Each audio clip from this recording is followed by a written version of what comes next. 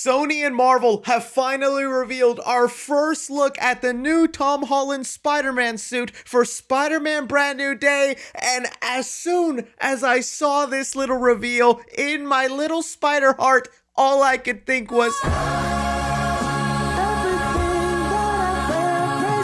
So what I'm going to be doing here for you guys real quick is breaking down this little 20-second teaser where they've basically revealed 80% of the new Spider-Man suit, what changes they have made from the suit at the end of No Way Home, because it looks like they were actually trying to capture the style of that same suit, looking at the new web shooters, what the mask could look like, when we could actually get a look at the mask, that and along with so much more. But please, Spider-Man fans, let me know, is this now automatically the best Tom Holland Spider-Man suit? Because I'm gonna say it is to me. Unless that mask is something absolutely awful and atrocious, this is now my favorite Tom Holland Spider-Man suit. But please let me know your opinions down below. Okay, so yesterday we got the little tease for the suit where they just kind of gave us the shoulder, a bit of the chest, and a lot of us, including myself, were just excited we were getting raised webbing. That's something Tom Holland suits have never had, and I think it just adds a lot of texture and personality, and even our guesses of it basically being the suit from the end of No Way Home ended up being correct thanks to this little teaser. It starts off with Tom Holland on a soundstage about to begin filming, which they are gearing up for that now. We're getting set photos of those armored trucks moving and knocking down other cars on the street, and that's a big reason why Sony revealed the suit in this professional manner, because we're about to get set photos galore and all kinds of different angles of this suit. So the mask reveal is soon approaching, as well as a look at the back, because I think a lot of us are wanting Spider-Man back shots. You know I am. But now just taking a look at the actual footage and what we have, I'm liking this slow piano theme of the Tom Holland Spider-Man score. We got it in the little teaser yesterday, and we have it added on here as well.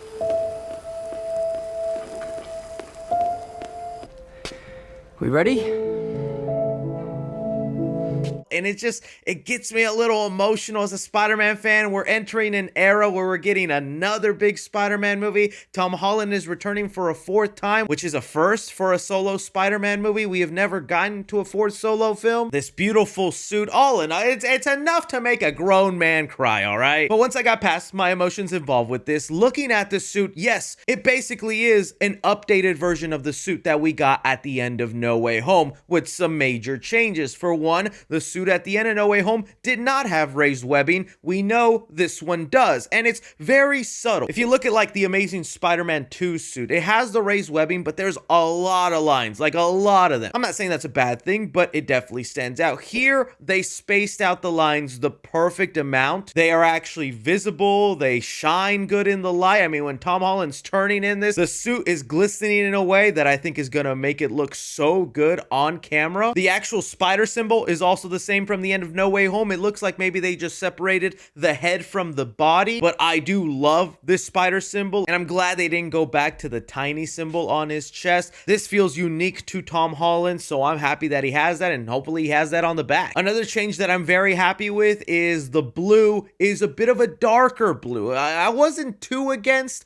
the light blue at the end of No Way Home, but it was just a little too light and a little too silky looking. I know some people loved it. I was just always kind of iffy on it. I think going to this version where it's not as silky, but it does have a texture feel to it similar to the TASM suit. You can kind of notice it again when Tom Holland's turning and some of the light hits it. It's not really silky. It's kind of feels more a little bit of that rubbery material, and I love that. I think this is the perfect shade of blue, and it complements the red very nicely. And oh boys, thank goodness they didn't ruin the belt. That's always the thing that can make or break a Spider-Man suit, and the belt is perfect, clean cut, classic. Like, this suit looks so freaking good. Easily my favorite Tom Holland Spider-Man suit. They nailed it with this one. I'm glad they didn't go overcomplicated, and it's gonna suck the next movie if they change it, but we'll see. Maybe this director is like fighting Marvel and saying, no, can we have him stay in this suit for the whole trilogy? Because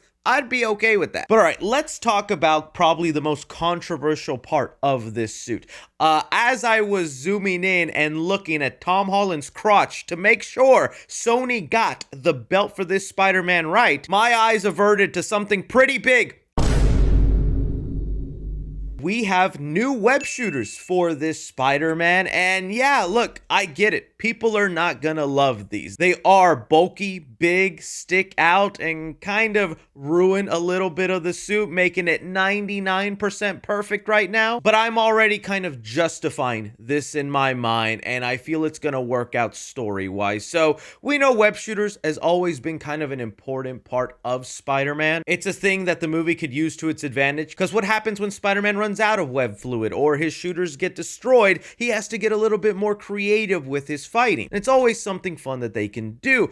Tom Holland now is in a situation where he's broke. He's struggling. I can't wait to see what job he has to make ends meet, how he allocates his money between personal life to Spider-Man stuff, and without a rich billionaire there to give him the most high-tech suit possible, where web shooters can be so small and ingrained into his wrist, this shows me this Spider-Man is working with what he has readily available. We know Andrew Garfield's version basically turned a wristwatch into a web shooter. I thought that was a nice detail, and I'm curious if this is like some sort of household device he's turned into web shooters, and he just doesn't have the money or the equipment to make them as small as he would like, so they're a little bigger. It's really just a showcase that this is a Spider-Man who's gonna be a little less high-tech, and I'm all up for it. So that's already kind of the justification in my mind, is these bulky, bigger web shooters are again going back to the days with his homemade suit, where he had really big and bulky web shooters. So if you think about it, in this version of Peter Parker's line of progress,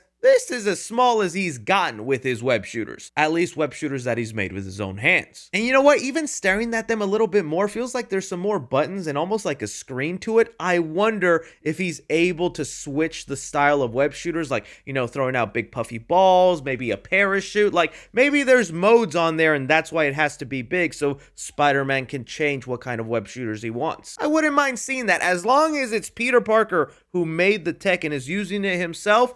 I will be happy. I was just always bothered by Spider-Man being given these $1 million of equipment. It feels so much more personal and better to the character if it's his own equipment. Aside from that though, like I said, everything else about this suit is screaming perfection to me. The suit part of this is now no longer something I have to worry about. The only other thing is, how does this all play into the movie? Last night we got the confirmation Scoprion is returning. Mark Ruffalo's the Hulk will be in this movie alongside the Punisher. A lot of these journalists are theorizing that they'll end up fighting, because that's usually what happens in these superhero crossovers, is the heroes fight for a little bit before they make up and face a bigger threat. We have those armored trucks that have the symbol for Mr. Negative on them. Is he a main villain? Tombstone, Boomerang, Tarantula. This movie is set to be really packed. And it's even funny hearing some people say now that the Hulk is confirmed, it doesn't make it feel like a street level story. I think this perception of the Hulk is both jaded both ways, where I get that the Hulk can be this ultra powerful, like punching, planet destroying being, but for a lot of the times the Hulk is usually fighting the army, regular people, causing havoc on the streets. I think the Hulk is that kind of character where you can throw him into space and the story will make sense, have him be part of a street level story and it'll make sense. So I'm not too worried about the Hulk ruining that. We'll have to wait and see how it plays out. But the only thing I'm waiting on now is these set photos. I want to see what this mask looks like, how the lens work, the back of the suit. But even having not seen any of those, best Tom Holland Spider-Man suit.